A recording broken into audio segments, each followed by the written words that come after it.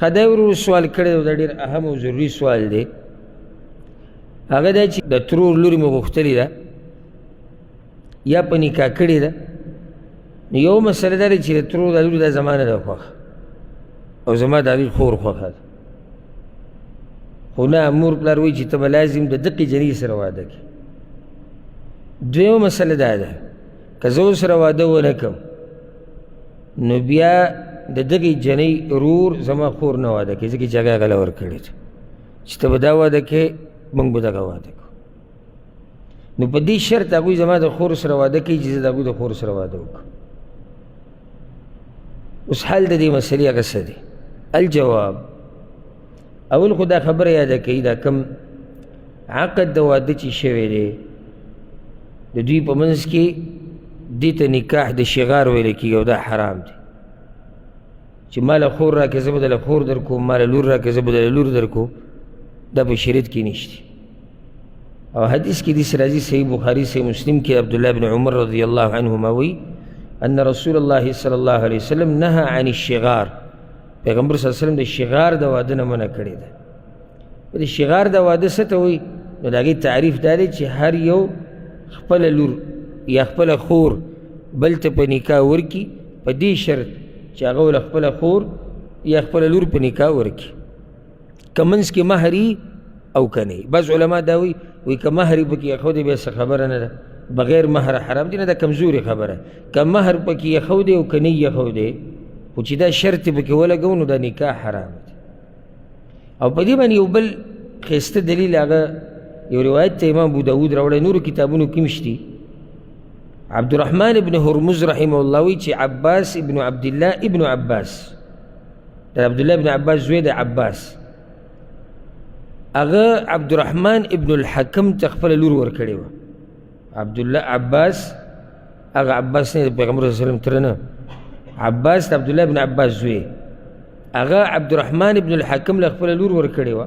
په نکاح کړې وه ته، او عبدالرحمن ابن الحکم عباس ته خپله لور ورکړې وه او دوی پکې مهر هم ایښودی چې مهر به دی دغه. نو معاویه رضی الله عنه د دې نه خبر شو، معاویه ابن ابي سفیان،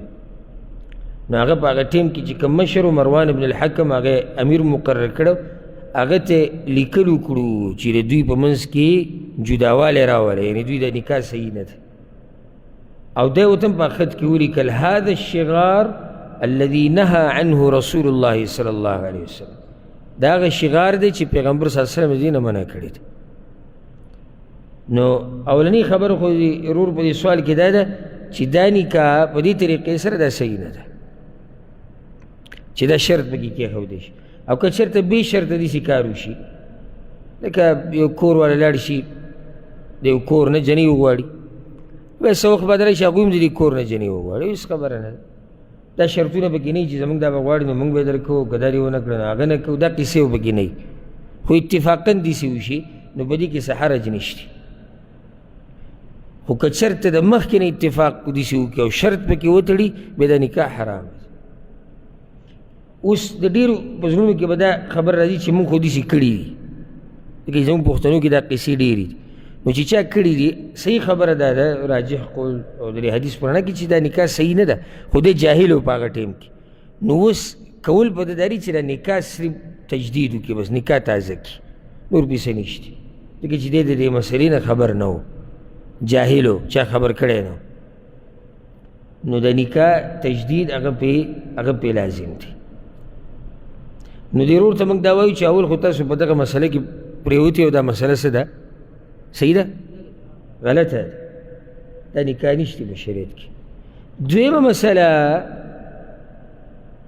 چې کومه غلطي کېږي دې ځای کې هغه ده چې نکاح چې کله کېږي په دې کې به هلک او جنۍ راځي، او د جنۍ هغه کې ورسره بیا دام دي چې د جنۍ ولي به هم راځي، یعنې د هلک په نکاح کې مشر ته ضرورت نشته، د مشر رضا ته ضرورت نشته. یعنې یو هلک نکاح وکړه یو جنۍ سره، جنۍ هم راضي ده مشر هم راضي دی، او د ده د طرف نه پکې نور څوک نشته، مشران نه پرې هغوی راغلي دي او نه وایي هغوی موږ راضي یو د نکاح وکړه، نکاح صحیح ده. خو چې جنۍ وکړي بغیر ولی نه، نو پیغمبر صلی الله علیه وسلم وایي چې لا نکاح، دغه نکاح صحیح نه ده. او یو حدیث کې داسې راځي چې کومه زنانه په خپله نکاح تړي نو دا زناکاره ده. نو وجه دا ده چې که څوک سوال وکړي چې ولې هلک دپاره پراختیا او جنۍ دپاره نه، هلک بهر ګرځي، هغه خبر دی د دې خاندان نه، د دې جنۍ نه، د مشرانو نه، هر چې جنۍ ده نو هغه د بهر حالاتو نه ده خبر، هغه د هلک نه څه خبر ده. خو چې د هلک مې لیدلی یو نظر او بیا د نن سبا چې کومې قصې دي او هغه به ورته ویلي چې زه په تا ډېر مین یم او زه به ستا دپاره هر څه قربان کړم، او جنۍ وایي زه پرې راضي یم. نه، دا پته خو به د دې جنۍ مشر ته لګي چې د هلک څومره اوبو کې دی، د ده خاندان څه دی، د ده اصل نسل څه دی، دی کوي څه، د ده دینداري څه ده، دی جومات ته منځله راځي که نه راځي، دی د خلکو په مخ کې په څه کې مشهور دی، دی نشې تماشې کوي که نه کوي، د دې هلک پلار څنګه دی، د ده وروڼه څنګه دي. ټول حقیقت خو بهر سړو ته معلوم دی،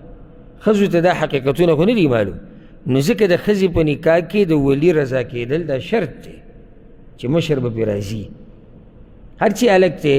نو دی به خپله نکاح کولی شي، دې کې څه حرج نشته. اوس دلته مسله د هلک رضا د جنۍ رضا دا شرط دی، او دلته هلک راضي نه دی، دا بل غلط کار دی. او په دې باندې ما د مخکې ورځو کې تفصیلي خبره کړې وه، د مشرانو ته پیغام چې د بچو د لوڼو د زامنو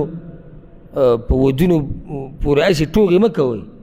چېرې دا جنۍ مور وایي زما داسې خوښه ده دغه پلانۍ، هغه هلک ورته چغې وایي زما نه ده خوښه، دا وایي زما خوښه ده. نو ستا دې خوښه شي که نه، خو د هغه خو نه ده خوښه، ژوند خو به ورسره هغه تېروي، دا ظلم دی. دغه شان چې جنۍ راضي نه وي، جنۍ نه ده راضي، نو دا د جنۍ سره هم ظلم دی چې په زور زبردستي د هغې نکاح کړي. ځکه چې لنډه خبره دا ده، ژوند ټول دغه هلک او جنۍ تېروي، دا نه پلار تېروي، نه تره او نه کاکا او نه ماما تېروي. په دې ټیم کې خو تا سینه وټپوله چې موږ څه غواړو هغه موږ کړو، خو وروسته به یې څه کېږي. نو د الله نه یېره پکار ده. او ذکر رسول صلی الله علیه وسلم چې لا تنکح البکر حتی تستأذن، په صحیح بخاري صحیح مسلم کې حدیث ده چې کله یو پیغله جنۍ واده کېږي نو د هغه وخته پورې به د دې نکاح نه تړلی کېږي چې څو پورې د دې نه اجازت او د دې د رضا معلومات نه وي شوي. نو یو خو دې کې دا خبره غلطه ده. او سبحان الله موږ په خپلو سترګو لیدلي ده او ترې خبر یو چې کوم واده کې هلک نه یې راځي یا پکې جنۍ نه یې راځي، او مستقبل کې دا واده چېرته هم نه کامیابېږي. کامیابېږي؟ ها، نادرا داسې شوي دي، نادرا ډېر لږ چې یو بل یې نه و خوښ او چې میلاو شو نو یو بل سره یې زړه ولګېدو، خو دا ډېر کم کېږي.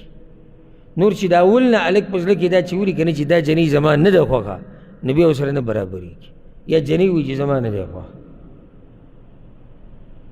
نو یو خو دې کې دا غلطه مسله، غلط کار دی چې بغیر د هلک د رضا نه دله جنۍ کوي. نو لازم مور پلار وایي چې ته به لازم کړي. دې ټیم کې د انکار کولی شي او کول پکار دي. یو سړی مور پلار به خفه شي، هېڅ خبر نه، الله ته په دې نه رانیسي چې نه کېږي. ها، ګنجایش کېږي او ته ګزاره کولی شي، نو بیا د مور پلار ومنه، الله به دله اجر درکړي. خو که ګنجایش نه کېږي او تا ته پته لري چې ګزاره نه کېږي او زما ژوند هم تباه کېږي او د جنۍ هم تباه کېږي، نو بیا په تا لازم دی چې ته انکار وکړي، لازم دی په تا باندې چې ته انکار وکړي. ځکه چې دا د دوو ژوندونو مسله ده. صرف مسله دی نه چې مور پلار خوشحاله شو که خفه، خوشحاله شو بیا د هغې نه بعد څه دي. نو که داسې ټیم کې مور پلار خفه هم شي نو الله پې تا نه رانیسي، بلکې مشرانو سره کېنول پکار دي، هغوی ته په طریقه خبره کول پکار دي چې ولې زما ژوند خرابوئ او ولې د پردۍ لوري ژوند خرابوئ، ولې زموږ ژوند خرابوئ. تاسو په طریقې د هغوی ته خبره وشي. او دلته یو مسله هغه ده، ګوره د دې هلک د هغه جنۍ خور خوښه ده، که دا واده وشو یعنی غالب ګمان، خبره ګمان کې ده، خو غالب ګمان ده، غالب ګمان دا دی چې د دې واده نه بعد به دا هلک د دغه جنۍ د دې خور سره رابطې ساتي او د دې سره به لین دین جوړوي. او داسې ډېر شوي دي، دغه د هغې سره به تعلقات او د دې ژوند خو تباه شو، دا خو به د په نکاح کې ناست او شیطان ته موقع میلاو شي چې اوس خو دا جنۍ ستا په رشته کې ده او ځي راځي او ته ورته دا ووایه، ته ورته داسې ووایه، نو دی یو بله لار کولاو شو او اخره کې موږ د رور ته هم دا نصیحت کوو چې دغه جنۍ زما خوښه ده یو دا ټکې دې کې دا خبره یاده کړي دغه جنۍ زما خوښه ده طریقه د هغې دا ده چې ته مشرانو نه دغه جنۍ وغواړې که جواب هغوی داسې درکړو چې یاره موږ یې نه درکوو نو بیا د هغې نه بعد به ورسره بلکل رابطې او هېڅ نه ساتي دا ګوره نشته په اسلام کې چې ته د ځان نه د جنۍ سره رابطې ساته او هغې سره لین دین ساته که دا جنۍ راضي هم شي که نه او مشران یې پرې نه راضي د تا سره نکاح نشي کولی او دا د فحاشۍ دروازې کولول دي دا کوم ځای کې راغلي چې ځان له جنۍ ګوره او پخپله ورسره رابطې کوه که بالفرض جنۍ دې خوښه شوه او جنۍ هم داسې نه خوښېږي چې لارو کوڅو کې د ته ناستې ډډې دي ګوري پردو جنکو ته ګوري مور پلار خبره وکړه یا چا کور کې بعض څوک چېرې پلاني کور کې جنۍ د ډېره ښکلې ده یا د یو وخت کې ولیده نظر یې به پرېوت هسې او خوښه شوې ده لاړ شه معلومات یې وکړه په صحیح طریقې سره کېدله درکړه صحیح ده که درې نه کړه نو په اسلام کې ګورې د عشق مشق د قصې او په زوره جنۍ تختول او ودونه کول دا په اسلام کې د تصور نشتی ګورې اسلام پاکه معاشره غواړي پاکه د چا لور خور دې خوښه ده ورشه مشران ځان سره بوځه ویې غواړه دله درکړه ډېره ښه ده درې نه کړه هم ډېره ښه ده او د دې نه به دشمنۍ مشمنۍ هم نه جوړي موږ کې بله مسله دا ده زموږ پښتو معاشره کې لکه که اوس زه د چا کور ته ورغلم او خپل زوی له رشته کو هغوی موږ یې نه درکوو دا اوس دشمني شوه لکه دې کې دشمنۍ ته څه ضرورت دی کیدای شي زما دې زوی کې نقصاني هغوی هغه نقصان ته کتلي خپله لور نه ورکوي ولې دا خلکو باندې لازم دي چې زه د چا دروازې له ورشم چې هغه ما لور خور راکوي څه دا خو د یو انسان لور ده د زړه ټوټه ده رالویې کړې ده ځان یې پې ستړی کړی دی ته به دې بیا خفه کېږي او اکثر دا خویندې دا چلونه ډېر کوي ورور ته ووایي که نه وایي زما دې زوی له به دا جنۍ راکړي اوله نه ورکړي بس وایي موږ ورسره ختمه کړې ده ورور وایي موږ ته نه وو او دا ورونه هم د یو بل سره ما دغه خپل بچي لکه ګوره هر انسان